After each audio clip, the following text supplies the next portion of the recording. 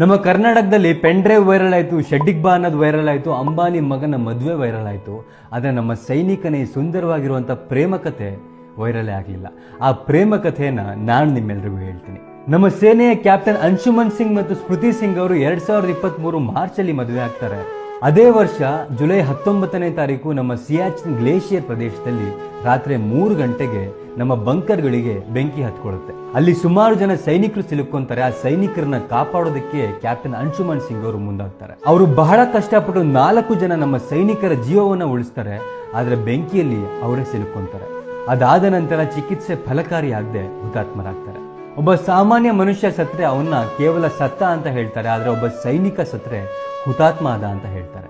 ಅಂತ ಹುತಾತ್ಮರ ಪರವಾಗಿ ಮೊನ್ನೆ ಅವರ ಪತ್ನಿ ಸ್ಮೃತಿ ಸಿಂಗ್ ಅವರಿಗೆ ರಾಷ್ಟ್ರಪತಿ ಭವನದಲ್ಲಿ ಕೀರ್ತಿ ಚಕ್ರ ಪ್ರಶಸ್ತಿಯನ್ನು ಕೊಟ್ಟು ಗೌರವಿಸ್ತಾರೆ.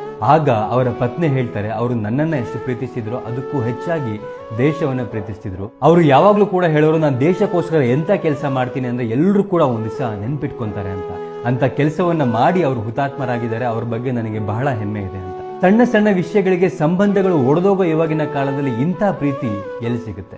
ಪ್ರತಿ ಸೈನಿಕನ ಮೊದಲ ಲವ್ ತನ್ನ ದೇಶದ ಮೇಲಾಗಿರುತ್ತೆ. ಬೇರೆ ಎಲ್ಲಾ ವಿಡಿಯೋಗಳನ್ನು ಶೇರ್ ಮಾಡ್ತೀರಾ, ನಮ್ಮ ಹುತಾತ್ಮನ ಈ ಲವ್ ಸ್ಟೋರಿನ ಶೇರ್ ಮಾಡಿ.